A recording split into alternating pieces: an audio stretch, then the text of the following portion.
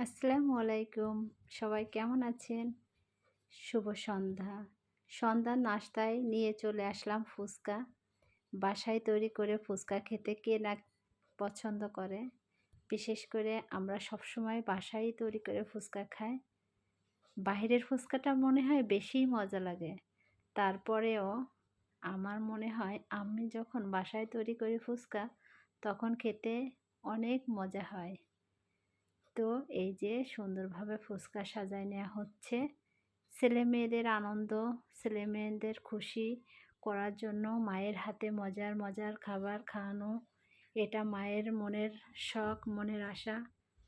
অনেক মজা করে ফুচকা তৈরি করছি। এই যে ছেলেমেয়েরা ফুচকা খাচ্ছে।